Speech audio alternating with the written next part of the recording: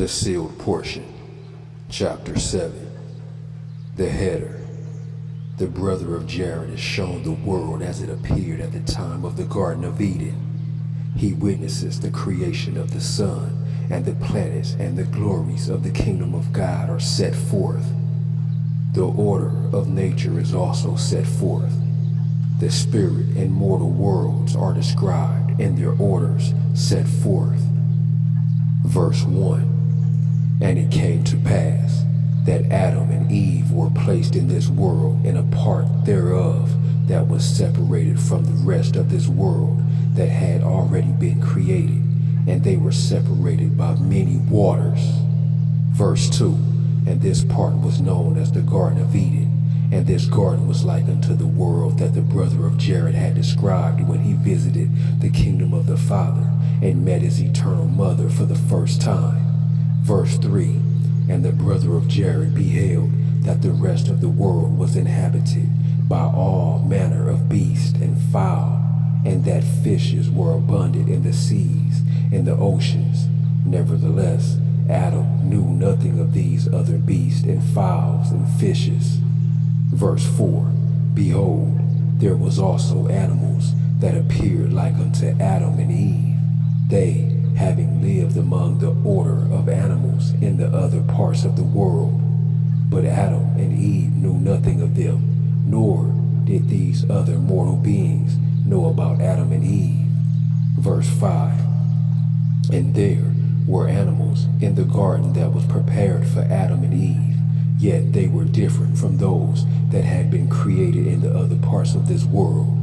Nevertheless, the part of the world in which the Garden of Eden was placed also had many other animals, which were also in other parts of the world, but were no longer living there when the garden was prepared for Adam and Eve.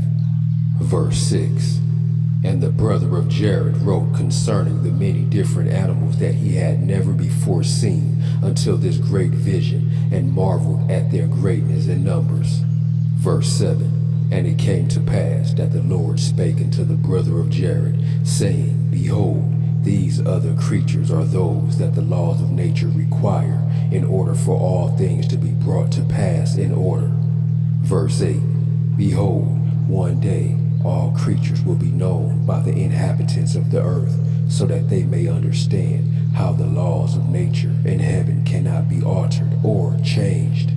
Verse 9. For many changes will take place in the parts of the world separated from the garden in which Adam and Eve have been placed, and these changes will prepare the earth to pass through its probationary state, so that it also can receive its paradisical glory. Verse 10. Now I, Moroni, will not dwell much on these things which the brother of Jared learned at this time from the Lord, for these things will be made known at a later time in this record, where the discovery and understanding of these changes in nature and also these animals will be discovered and understood by the children of men. Verse 11. It suffices me to say that the Lord worketh with the laws of nature as they have been decreed from the beginning. Behold, these laws cannot be altered and must be obeyed in order for any eternal work to progress.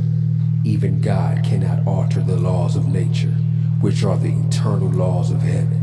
Nevertheless, he uses them for his purposes and for his glory. Verse 12. And now I, Moroni, find it expedient to expound upon the words of the brother of Jared, which he wrote concerning the creation of this world, and also the worlds that are nearest unto the Son, which was created by the Father. Verse 13. For it came to pass that Jesus made these things known unto him, and commanded him that he should write these things which he beheld. Verse 14. And the brother of Jared was taken by the Father to an expanse of space that had no light, therefore it was filled with darkness, and void of any light, as it appeareth unto us on this earth.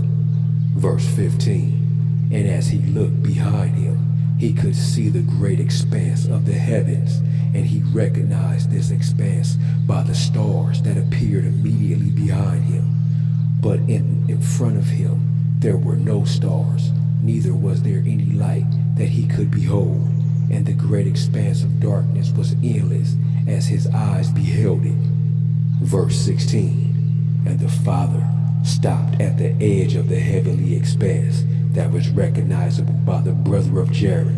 Verse 17, and the Father commanded both the brother of Jared and Jesus to remain at the edge of this great void in the expanse of the heavens. And the Father continued on for a time into the great expanse until the brother of Jared could not see him any longer.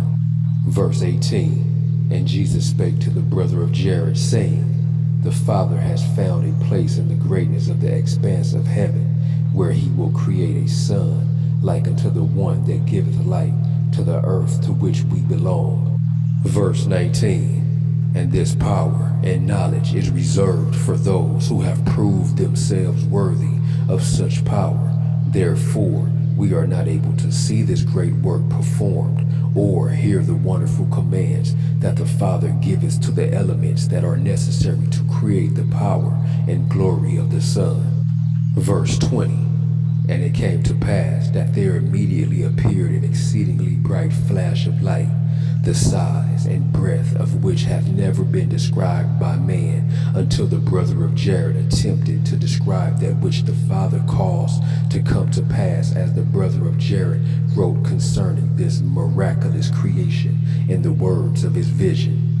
Verse 21, and he wrote, saying, and this exceedingly immense light began to spin perpetually, and as it spun, other elements were present, and were attracted to the motion of the spinning body of this exceedingly great light.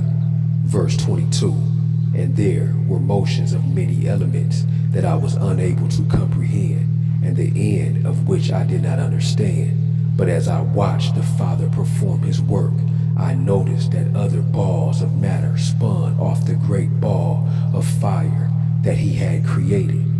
And when they had been thrown out into the expanse of the darkness, they began to cool and became round like unto a ball, and these reflected the light from the new sun that the Father had created, and they became light in the expanse of the great darkness. Verse 23, and these balls of element did also spin in the same direction, and in the like manner that they had been thrown off by the great sun, and from their own spinning other balls were thrown off and cooled close unto the balls from which they were formed. Verse 24, and in this manner did I witness the Father creating a son, and the worlds that belong to that son, in the like manner of those that are next to the earth on which I reside. Verse 25, and the Father appeared before me in my brother, even Jesus Christ, and said unto me, my beloved Son, these are like unto the world on which thou livest. Behold, these are my creations, and belong to my kingdom, like those that belong to the kingdom that I have placed in the authority of thy elder brother, Jehovah.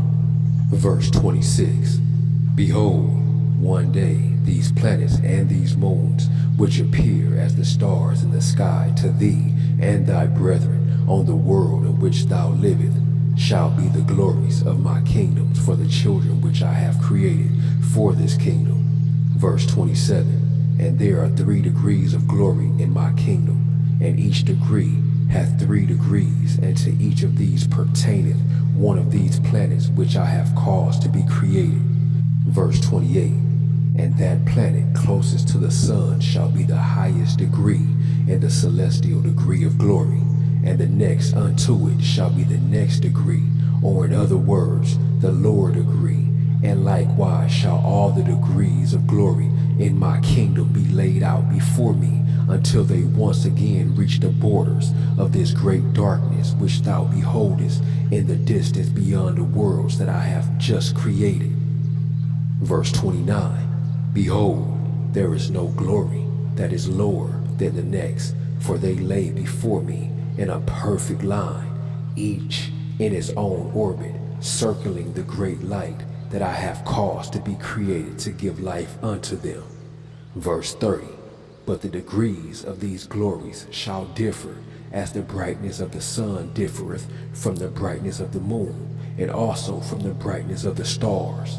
Nevertheless, even the moon and the stars receive their light from the sun, and likewise shall all my glories receive the same light, even my light in my kingdom. However, each will have a different degree of that light and be empowered with the different powers and limitations depending upon the amount of light each receiveth from the sun, or in other words, from me. Verse 31. Now this is the great mystery that thy brethren do not understand, and they will not have this understanding, nor will they have this power, yea, even the power of creation, unless they receive it from me. And only those who inhabit those degrees of glory in my kingdom that are closest unto me shall receive this power. And to the rest will I give a portion of this power, according to the rights and privileges associated to the degree of glory to which they belong. Verse 32. And now, my beloved son, it must needs be that the laws of nature are satisfied according to their foundation, and they have been founded on the eternal laws of heaven, which are unalterable and cannot be changed, but must be abided by in order to bring about the immortality and eternal life of my children. Verse 33. And there must needs be order in all things, and with this order cometh the preservation and continuation of lives. Verse 34. And it came to pass that the Father showed the brother of Jared how he separated the waters above the earth from the waters below the earth. In other words, he caused the air to appear and the rain to fall down perpetually upon the earth. Verse 35. And there were seeds of all kinds brought unto the Father, and he blessed them and pronounced that they were good. And there went out many beings who had bodies like unto the Father to the earth that were created, and these beings spread the seeds throughout the entire earth. Verse 36. And these seeds began to grow and take power from the sun and transform this power into the atmosphere in which life could be brought forth. And these plants began to grow exceedingly, insomuch that they began to cover their entire earth. Verse 37. And it came to pass that many strange and marvelous animals were brought before the Father from the other worlds that were known unto him. And he took these animals and blessed them and placed them upon the earth to eat the plants that had overgrown the earth, thus assuring a natural balance in all things. Verse 38.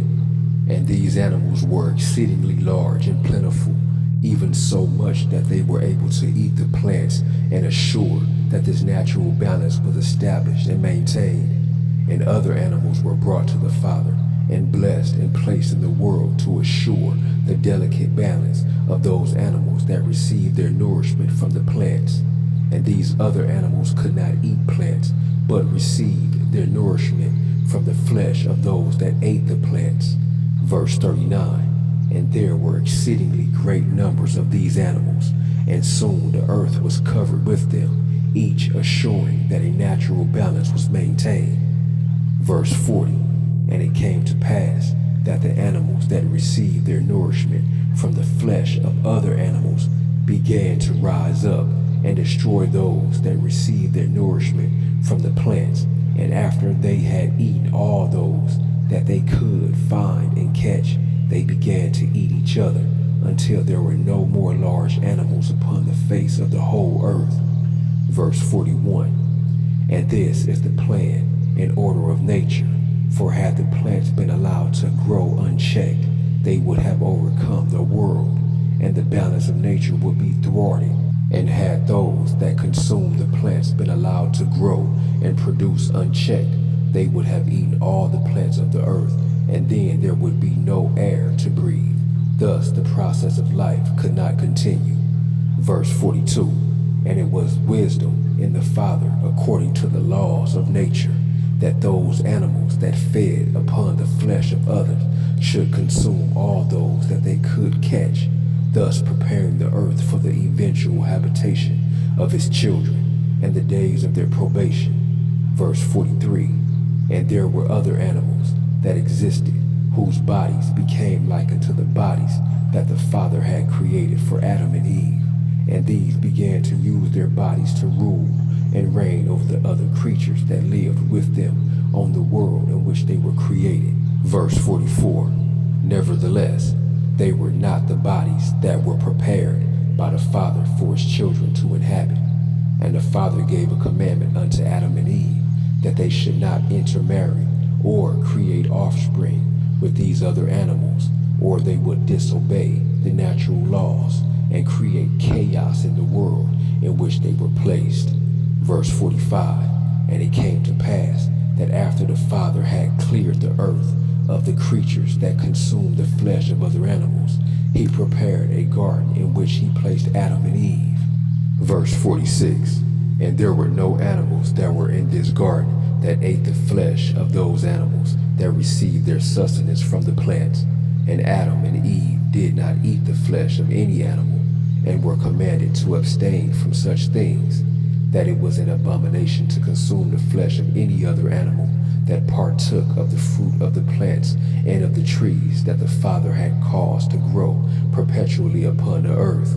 Verse 47, nevertheless, in other parts of the world the Father allowed there to remain many animals that ate the flesh of other creatures to maintain the balance of nature that was intended from the beginning.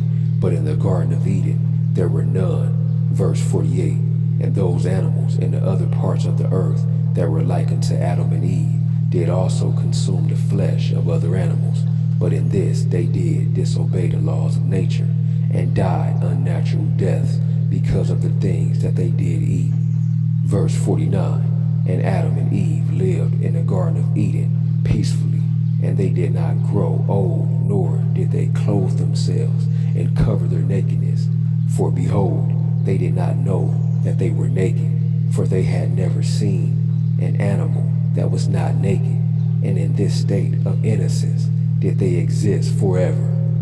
Verse 50, and in this state the Father allowed Adam and Eve to live, to show unto all his children the state in which all would remain, if it so be that they did not enter into mortality and be subjected to the vicissitudes and sorrows of mortal life. And Adam and Eve were ignorant of their nakedness, or in other words, they did not know right or wrong, and were like unto little children. Verse 51, and because they did not understand pain and misery, neither did they understand joy and happiness, and thus they could not understand the felicity of eternal happiness that their Father had explained unto them as spirit children. Verse 52, and while Adam and Eve were living in the Garden of Eden, the rest of the spirit children of the Father were observing all things whatsoever were occurring unto them in the world that the Father had caused to be created for them. And they also beheld the animals and the other creatures that inhabited the other parts of the world, which were separated from the garden that was placed in the land that the Father called Eden.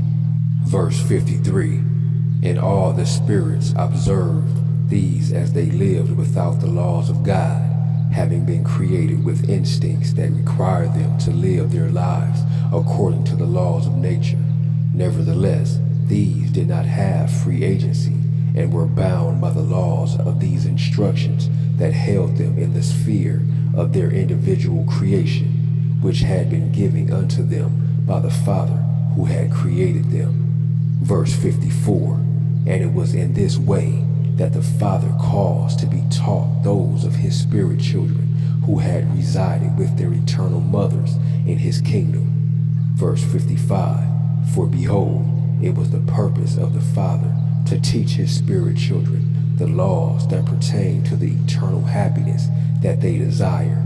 Verse 56, and the Father caused a veil to be placed in the world that he created, and this veil allowed those that were made of spiritual element to observe all things whatsoever that transpired in the mortal world, but did not allow those of the world or those who were mortal to observe the things of the spirit world. Verse 57, and this he did by way of the eternal laws of nature, and this law is predicated upon the functions of light, which are reflected according to the element to which they react, thereby causing some things of element to be seen by the mortal eye, and other things to be seen only by and through the power of the Spirit.